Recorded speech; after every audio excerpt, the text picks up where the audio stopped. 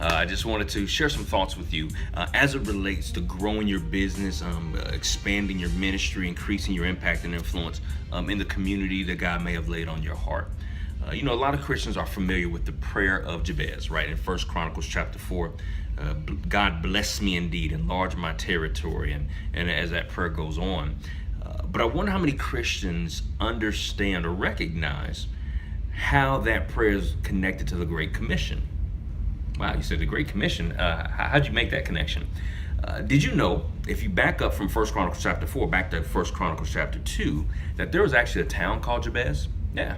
And based on, how history and things were done traditionally back then, typically a person who gets to a region or an area and is the first one there and decides to build a town or put his family there and build it out, they named the town after the person, right? So it's more than likely that the city of Jabez, that's found in First Chronicles chapter 2, I believe around verse 55, actually was the town that was founded by Jabez, and he lived there. So when Jabez is praying the prayer, because also remember what else was in that beginning right before he prays the prayer, it says Jabez was more honorable than his brothers. So it's very possible that the town of Jabez was surrounded by other towns, potentially led by his brothers, right? Or at least they were in positions potentially of influence. Or even if they were in his own town, right? They were there close enough for Jabez probably to see them, but also for the one who was writing the book of Chronicles to notice that Jabez was more honorable than his brothers. So if that's the case, as Jabez is praying that prayer, he's probably looking around him from a geographic standpoint and saying, God, there are other people in this region who do not honor you. I'm honoring you with my town, with my possessions, with my business, my ministry, whatever I have. So please enlarge the places where I have the opportunity to honor you.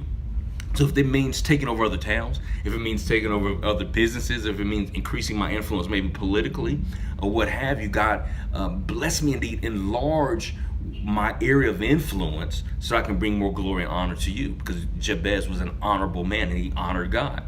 So I ask you the question, when you pray that prayer to God, enlarge my territory, increase my ministry, and increase my business, give me more influence, are you thinking about the Great Commission? Are you thinking about the lives that God wants to use your business to bring into the kingdom? Of course, people typically in ministry should be thinking about that, but we know that's not always true. Those of you who have nonprofits and serve in your community, is your focus, although you may be serving practical needs, but is your focus in your heart, God, I want to see more people brought into your family through this nonprofit as I'm serving in this community? It's very critical, it's very important, right? Because that was the number one assignment that Jesus gave to his disciples when he left. Go into all the world and make disciples. Now, everybody's not going to do that the same way. And I'm not telling you to throw a fish logo on your business. I'm not telling you to, put Jesus in the middle of your motto. I'm not saying that at all. But what I am saying is, where is your heart focused on? Is your heart focused on God's agenda or your own? Is your heart focused on reaching more people for the kingdom through the ministry of the business or platform God has given you? Or are you more focused on making money? All right? Are you more focused on making disciples or making money? That's the key question that you need to ask. And for some people, that may be the reason why you're struggling in business.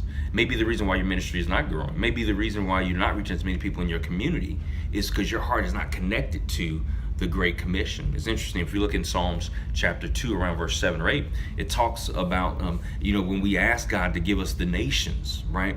And he says he'll give us heathens as our inheritance.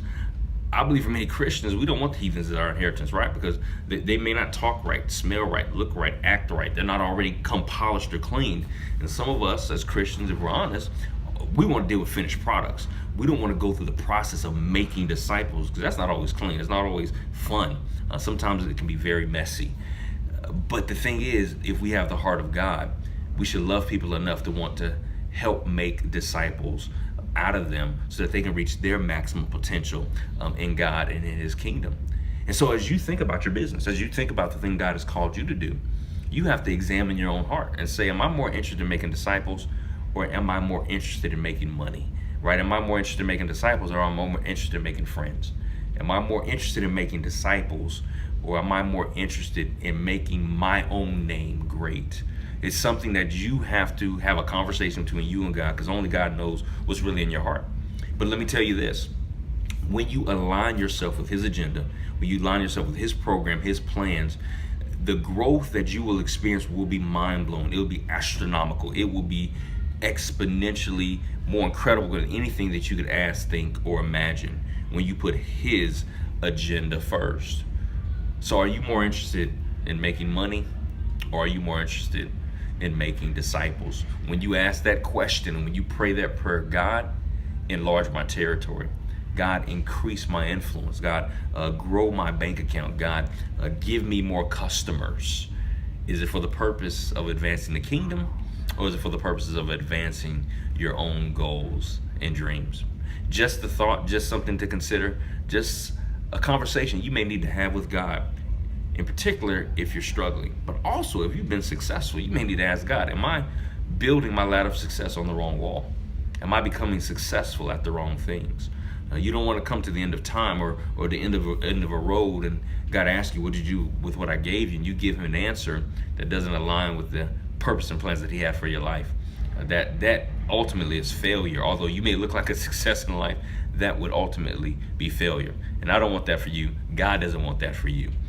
Again, the success that He has planned for you is far beyond anything that you could ask, think, or imagine.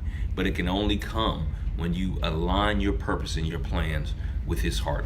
And one of the main things that He's focused on is the Great Commission, growing His family and making disciples. So I pray that you're focused on the same thing.